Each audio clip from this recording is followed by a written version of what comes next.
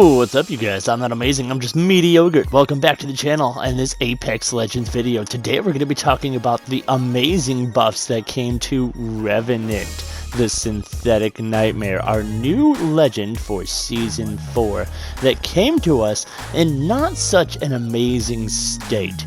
And the fan base told Respawn Entertainment just as much, and Respawn Entertainment thankfully listened, bringing us a host of buffs to this legend.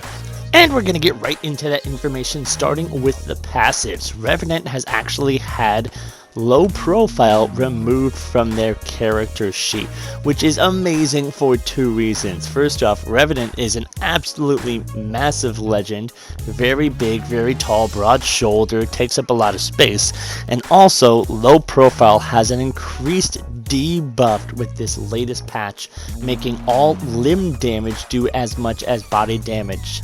All leg shots and arm shots do as much as body damage to low profile legends, and so it's fantastic to finally see that we've had it removed from Revenant because it doesn't really apply to him. He's such a big guy. And then the other passive, which is your Stalker, hasn't really changed. This one is just as good as it was before. It allows you to climb those walls about twice as high as other legends, and then also allows you to crouch walk at the same speed as a regular legend's standard running. Super useful in a ton of different situations. Check out my first Revenant guide if you want to see more ideas of how to apply it. What really changed with Revenant's update has been his tactical and his ultimate. So the tactical silence is literally twice as good as it used to be in every way, starting with the fact that you actually have two of the silence grenades, I guess, that you can hold in the slot at any given time. They charge one grenade every 25 seconds, so about once every minute you can have two of these debuffing grenades ready to throw at your enemies.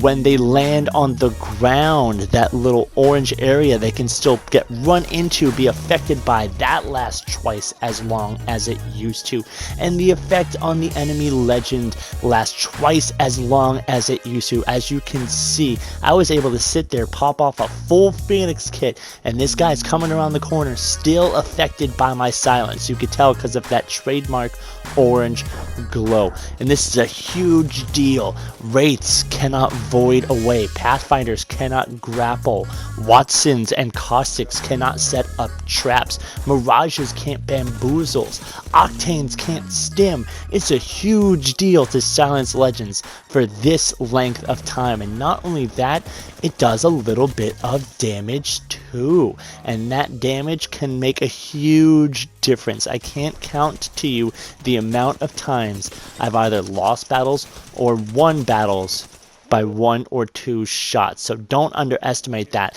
And with that damage and that silence ability in mind, you want to be using that to close off areas of attack and potential approach. That'll give you enough time to reposition, get some cover, heal, or maybe pick up an emergency late game legendary Mastiff and pump them full of lead for the championship. And just as I said before, not only do we have this tactical that is twice as good as it used to be, we have this now legitimately useful ultimate in the form of the death totem. You put it down, you become a shadow. Previously, when you died as a shadow, you would be sent back to the totem with only 1 health, but that has changed. Since the update, you now actually return to the totem with 50 health, so this basically gives you a free 50 health. When you're in shadow mode, that damage goes straight past your shield, so when you come back to the totem, you will have all the shields you went in with, and maybe pop off 1 syringe, 2 syringes, you're back in the fight at full health, ready to go. And it's basically giving you 50 free health to go into the fight with, and you know, as long as you place them intelligently, it makes you feel like you're invincible for the time that you are one.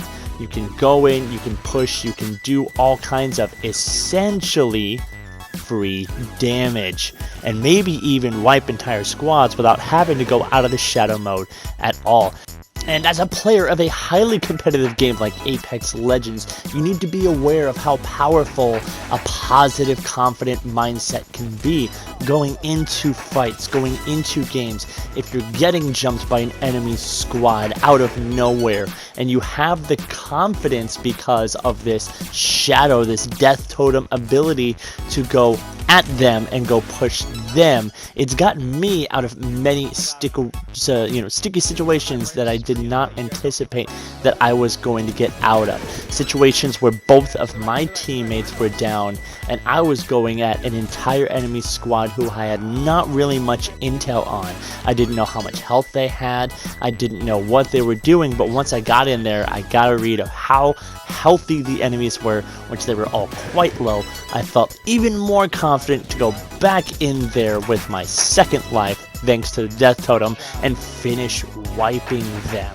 And with these buffs, I feel like Revenant has not only become a fun-to-play legend, but also relevant in the Apex Legends meta, with the ability to silence opponents' abilities for 20 seconds, and the Death Totem allowing you to push aggressively and giving you 50 free health as a gift because of it. This really shakes up the meta and might give aggro players a new legend to main, especially now that low-profile legends have such a debuff attached to them. If you enjoyed this video, make sure you drop a like on it, and if you want to see more Apex Legends content, make sure you subscribe to the channel, especially with Season 5 coming up here in just a few weeks. I'm also really proud to announce the launch of Mediocre merchandise featuring designs created by yours truly. You'll find a link to that down in the description below, and there'll be more items coming onto the store very soon. In the meantime, I'm not amazing, I'm just mediocre, and I'm out.